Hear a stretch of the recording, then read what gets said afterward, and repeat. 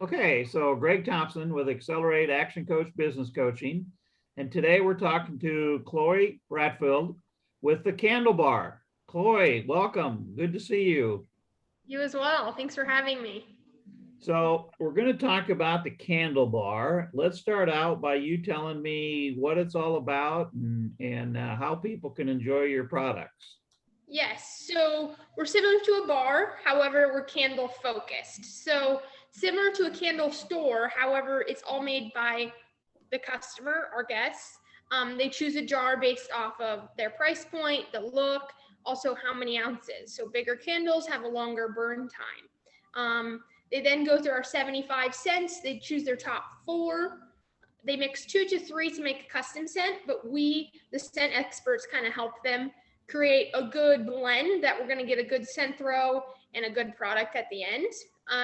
We're also BYOB, so it's kind of a social atmosphere. They can bring beer or wine, hang out with their group of friends, make the candle or the room spray, and kind of enjoy the process. So it's a new social thing. However, the main thing that kind of brought me here was unfortunately a lot of candles on the market aren't great for you. They have crude oil in them, which is a chemical. You're then burning that into the air and smelling it. It's similar to breathing in secondhand smoke as far as the amount of carcinogens in them. So we kind of wanted to go cleaner burn, but still good scents and kind of a fun atmosphere. So ours are 100% US grown soybean. They're vegan. We don't use beeswax. That's kind of a big thing as far as not using animal byproducts.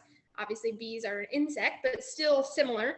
And then all of the oils that go into the candles, which scent them, have all been approved under the new Cleaner Air and Water Act. So they're all paraben, sulfate, carcinogen free. We also don't add colors or dyes. It's just another additive where we want to have a good scent, but cleaner for us to obviously breathe for our families and our animals and all that. So that's a big part of it. Also, teaching everyone that there is unfortunately a negative side to candles. Okay, so you really sell the experience and they walk away with a candle. Right, yes, which is fun.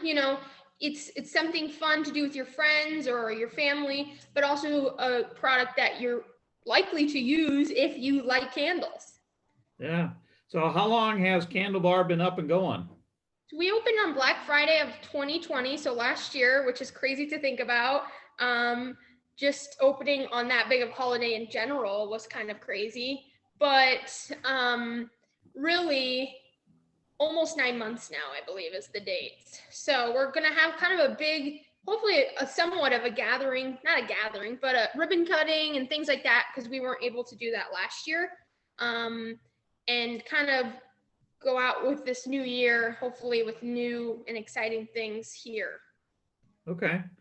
So who would be an ideal client for you? What would be your target audience, do you think? Yes, so our target audience is about 18 to 55-year-old, obviously female focused. However, we do get a lot of males. That's kind of our target audience. Obviously, our biggest customer base is 20s to 30s. It's a good social thing to do.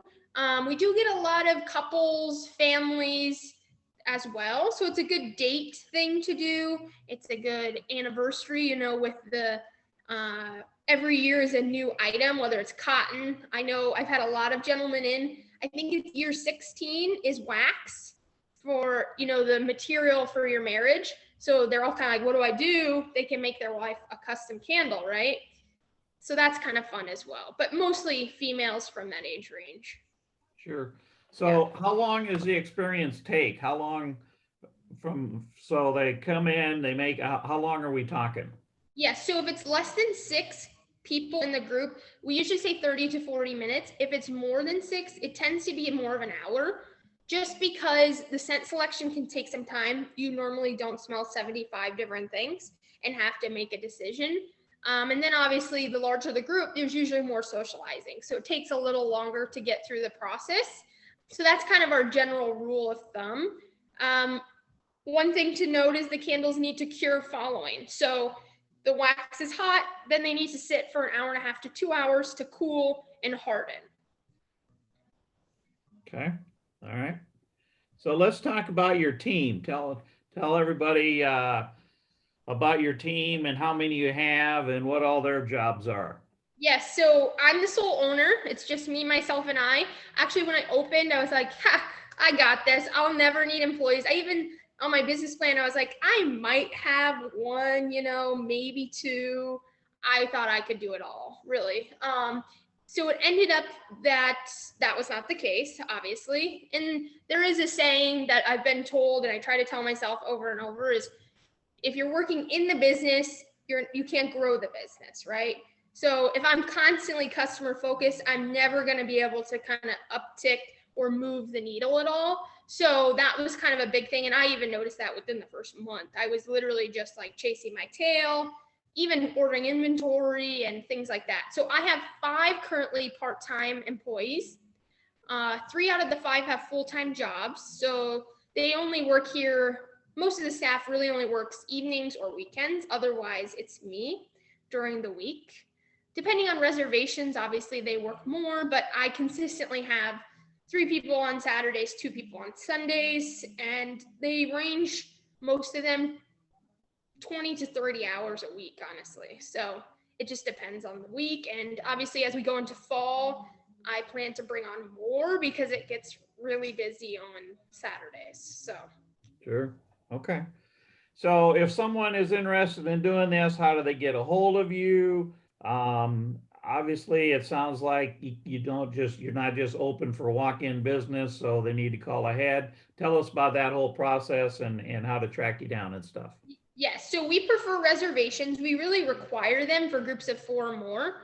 We're not a huge space in here. We are physically a bar, so we try to plan to separate the groups, obviously. So we just suggest reservations so we can confirm you'll have a seat when you're wanting to come. Reservations are, you obviously get the upper hand, right?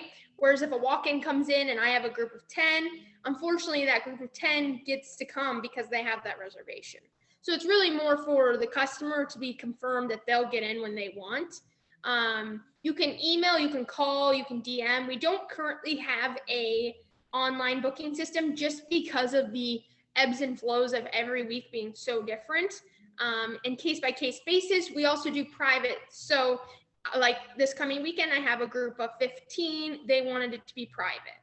So they are booking out the space. So I unfortunately wouldn't take any walk-ins during that period of time. There is no extra cost to reserve. It's just the cost of candle you make. If it's a private, instead of a rental fee, we do a minimum spend. So if you're taking, 2 hours for your event, we do that based on the time and the amount of people coming. We kind of figure out that minimum spend, just so we can make it worthwhile for both of us. Okay. So they can go online and book, or they can get your number or reach out to you and book through you or one of your people. Yep. Okay. And where are you located at? We are on 5th Street in Valley Junction, 130 5th Street. We are to the left of the very well-known G-Migs restaurant and bar. That's usually what I tell people. They're like, oh, yep, I know exactly where that is. So we're pretty centrally located. Sorry, my UPS driver's at the door. So yeah, right on 5th Street, kind of in the thick of everything. Oh, very good. Very good. Okay. All right. Any last thing, Chloe, that you would like the people to know about your business and or you that you think we haven't covered? Let's see, anything. Just remembering what you're kind of consuming, whether it's you're eating or you're putting on your body or you're breathing. It's important to make better decisions for, the years ahead, not maybe for our generation, but the next and the following. This is just, we're trying to make it fun and social, but really open people's eyes up to everyday things that we use that are affecting our environment, right? So that's really the biggest thing. Be more conscious of the products you use and how you use them, but also understand that there's still products out there that are clean. Some are just better than others. So that would be the biggest thing. Also, one big announcement that I haven't totally shared is we're working on a refill program. A lot of our customers come every other week or every month. They're big candle fans. They like their scent, right? But they're buying a new jar every time. And again, we're trying to do less waste. So a way we can do that is, hopefully the plan would be for our 1-year anniversary, we do kind of open up the refill program. So a customer has purchased the jar, they've made their scent, they've burned through the wax, right? So they still have this jar left over. We ideally wouldn't throw it away, we'd use it again. So they'd come back, pick a new scent combination, make the candle again, however, it'd be cheaper because we wouldn't be buying a new jar. So that keeps our customers interested and keeping them coming back for that cleaner product. Also, it just kind of keeps things exciting, especially because we add 10 cents every season. So we hope to have up to 150 in our library. That way there's always something new for our past customers to come and try. Yeah, that just makes sense to recycle that jar. So yeah, that seems very natural. So yeah, that's good the job. plan. Yeah, good job. So, okay, so Greg Thompson with Accelerate Action Coach Business Coaching. Been talking to Chloe Bratvold from the Candlebar looking for a unique experience and something fun and exciting and healthy. Track Chloe down and book a time with her. So, Chloe, thank you very much for your time today. Thanks for having me.